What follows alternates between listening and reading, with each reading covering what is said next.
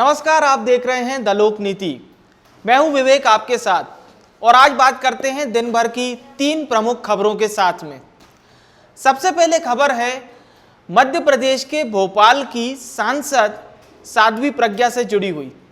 आज साध्वी प्रज्ञा जब सदन में पहुंची और 12:10 पर उन्होंने सदन में सदस्यों के सामने माफी मांगी अपने उस कथित बयान पर जो उनके अकॉर्डिंग दिया ही नहीं गया था। साध्वी ने कहा कि मेरे बयान को तोड़ मरोड़ कर पेश किया। किसने? विपक्ष ने। उन्होंने बयान दिया था उनके अकॉर्डिंग ऊधम सिंह पर और विपक्ष उसे ले गया नाथूराम गोडसे पर। साध्वी बयान देती रही और विपक्ष हमलावर बना रहा।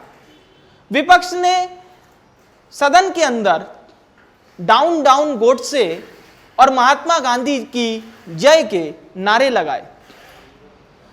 एक समय स्थिति ऐसी भी बनती दिखाई दी जब कांग्रेस के नेता अधीर रंजन चौधरी और लोकसभा के अध्यक्ष ओम बिरला के बीच तीखी नोकझोंक देखने को मिली।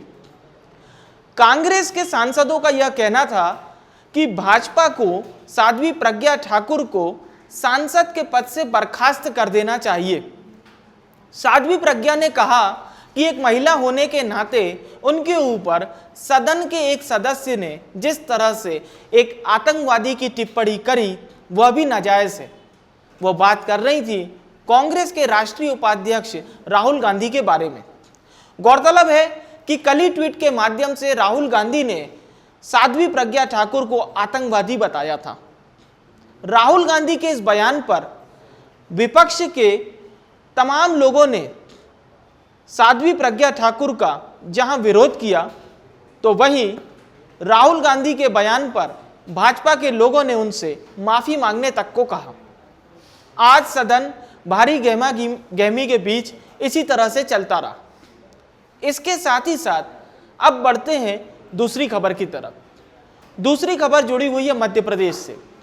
कल ही हमने आपको प्रमुखता से प्याज के बढ़ते दामों के बारे में बताया था, तो इसी कड़ी में आपको बताना चाह रहे हैं कि आज भी प्याज के दामों में किसी प्रकार की कोई कमी दिखाई नहीं दी और प्याज के दाम एक के बाद एक अपने पायदान दर पायदान चढ़ते ही जा रहे हैं। जबलपुर, ग्वालियर, भोपाल, इंदौर में प्याज के दाम शतक लगाने को बेकरार हैं, तो कई अन्य जिलों में शतक लग भी चुका है।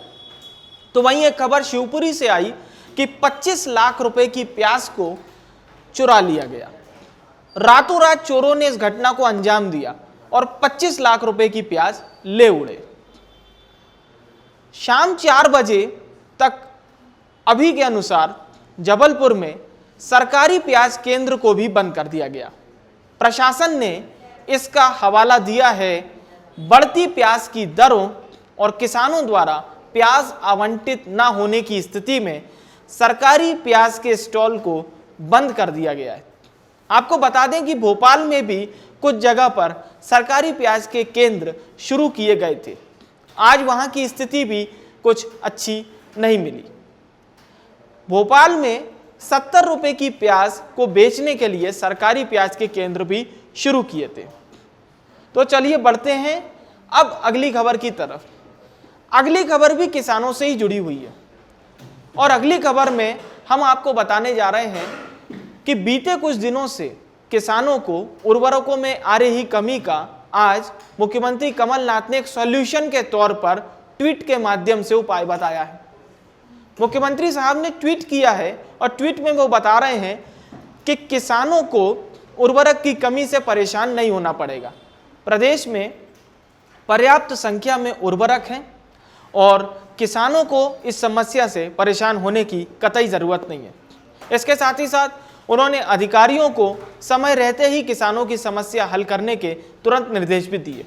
पर हमारा सबसे बड़ा सवाल यह है कि मुख्यमंत्री साहब को क्या आज ट्वीट के माध्यम से जब ये जानकारी दी जा रही थी और इसके पहले जब जिलाधीश जिनके अंडर में जिले के किसानों को उर्वरक पहुंचाने की पावर भी रहती है, वो इस समय क्या कर रहे थे?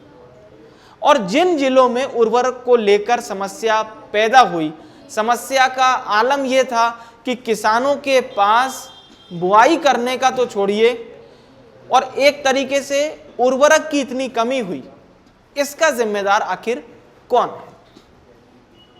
प्रदेश से जुड़ी एक अन्य खबर भी है जिसमें कि शिवराज सिंह चौहान, प्रदेश के पूर्व मुख्यमंत्री, उन्होंने बाकायदा ट्वीट के माध्यम से खबरदार किया है वर्तमान सरकार को। उन्होंने कहा कि प्रदेश की स्थिति ऐसी बन चुकी है जहां पर नसबंदी के ऑपरेशन सरकारी चिकित्सालय में मोबाइल की रोशनी से हो रहे हैं।